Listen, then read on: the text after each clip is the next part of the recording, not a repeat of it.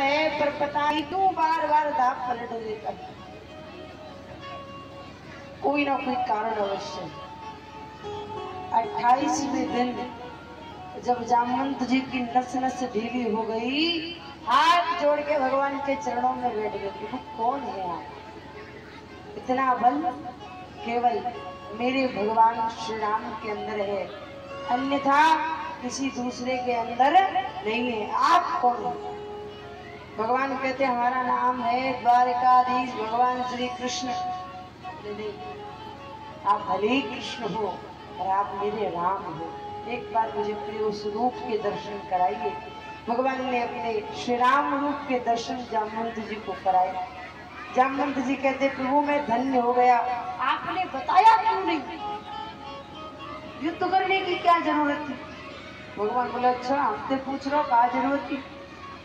आते तो तेने युद्ध कर दिया, हम तो पूछ ही थे नहीं हम कौन है, कहाँ से आए हैं। और वैसे भी तेरी भी तो इच्छा थी कि तो हमसे मल्ल युद्ध करे, आज तेरी भी इच्छा को हमने पूरा कर दी। कोई बात नहीं। जामवंत जी बोले प्रभु किस कारण आप मेरी गुफा में पधारे? भगवान कहते तेरी पुत्री के हाथ में जो मणि है, इस मणि के कारण मेरे ऊपर झूठा कलंक लगा है, बस उस कलंक को मिटाने के लिए इस मणि को लेने के लिए आया। ये मणि मुझे दे दो। जामवंत जी कहते हैं प्रभु मणि तो आपको मिल जाएगी पर फ्री में नहीं मिलेगी। बोले मतलब? बोले मतलब ये अगर मणि चाहिए तो मणि मिलेगी आपको कन्यादान में।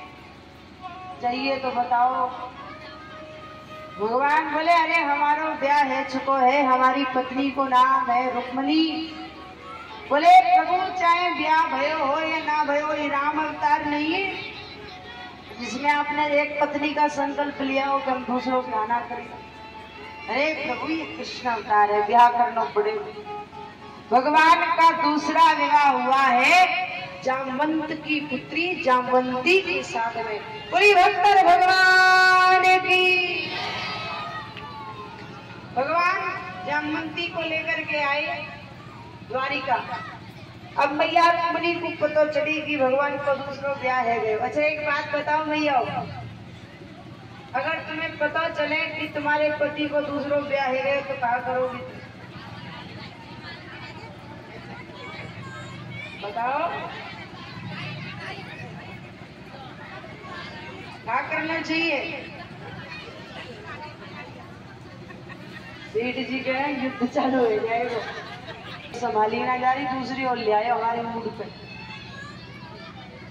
पर मैया को पता है ये भगवान है जो कण कण में निवास कर सकता है, क्या दो बनकर नहीं रह सकता। मैया ने स्वागत किया भगवान का। भगवान कहते तुम इसको कक्ष में बिठाओ, हम ये मणि उस राजा को वापस करते हैं। मणि लेकर के गए सत्यराजित के पास और कहा लो तुम्हारी मणि, इस मणि के कारण तुमने हम पे झूठो कलंक लगाए, धर लो अपनी मणि।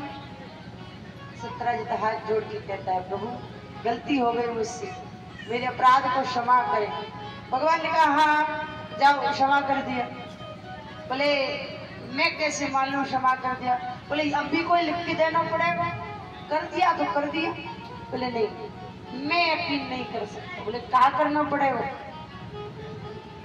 सत्यराजित कहता है प्रभु अगर आप मेरी बेटी से ब्याह कर लें तो मुझे लगेगा कि आपने मुझे क्षमा कर दिया, और बेटी से ब्याह नहीं करेंगे मुझे लगेगा आपने मुझे क्षमा नहीं किया। ब्याह कर लो प्रभु। भगवान बोले तेरी मणि के चक्कर में दो ब्याह है गए, और तैयार कर दे ना भैया। बोले नहीं प्रभु ब्याह तो करना पड़ेगा। तो भगवान का तीसरा विवाह हुआ है सत्यराजित की पुत्री सत्यभामा के साथ। भगवान एक दिन अर्जुन से मिलने के लिए गए थे, रथ में बैठकर जा रहे थे। अर्जुन बोले प्रभु हमको प्यास लगी है, थोड़ा पानी पियाएं? भगवान बोले हाँ। अर्जुन पानी पीने के लिए आए तो देखा एक बड़ी सुंदर सी सांवले रंग की स्त्री जल के अंदर खड़ी होकर के तपस्या कर रही है, श्यामल रंग है उसका। अर्जुन ने पूछा भैया आप कौन है, देवी आप कौन है जो यहाँ खड़ी होकर के तपस्या कर रही है? जवाब आया कि मैं कालिंद्री हूँ, मेरा नाम यमुना है, मैं यहाँ पर भगवान कृष्ण को अपना पति रूप में प्राप्त करने के लिए तपस्या कर रहे। अच्छा भगवान को प्राप्त करना, बोले हाँ। अरे तो यहाँ ठाडी नहीं तो भगवान मिलवे वाले आए आपको। अगर भगवान चाहिए ना तो मेरे रथ में बैठे जाओ कर लो क्या। भगवान का चौथा विवाह कालिंद्री मैया के साथ हुआ, पांचवा भद्रा के साथ, छठवा नग्निजता के साथ और सातवां लक्ष्मणा के साथ और आठवां हुआ है मित्र वृंदा के साथ। ये भगवान की मुख्य 8 पटरानी। भगवान ने भौमासुर नाम के दैत्य का कल्याण किया है, जिसने 16,100 रानियों को बंदी बनाया हुआ था।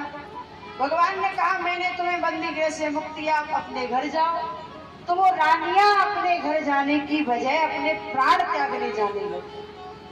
भगवान ने कहा मैंने तुम्हें छुड़ाया, घर जाने की बजाय प्राण त्याग रही हो, क्यों? तब उन रानियों ने जवाब दिया, प्रभु माता सीता पर ये संसार कलंक लगाए बिना नहीं रहा। अरे हम इतने दिनों से इस राक्षस की कैद में रहे, अगर हम अपने घर गए तो हमारे माता पिता हमको स्वीकार नहीं करेंगे, और चलो हमारे माता पिता हमसे प्रेम करते स्वीकार कर भी लिया, कोई भी हमारे साथ विवाह नहीं करेगा। इससे अच्छा है प्रभु हम अपने प्राण त्याग दें। तो भगवान ने उनके प्राण रक्षा के लिए उनसे विवाह किया है। भगवान के विवाह हुए 16,108। अब नारद जी को सूचना मिली, हो जाकी एक बहू होए बा मैं तो बड़ी जल्दी में झगड़ो करवा दूं। यहाँ तो प्रभु की 16,108 है, कोई टांग खींचेगी कोई हाथ खींचेगी। अब तो बड़ो आनंद आवेगा भगवान में लड़ाई करवाने। तो नारद जी आइए, बड़ा सुंदर भाव है।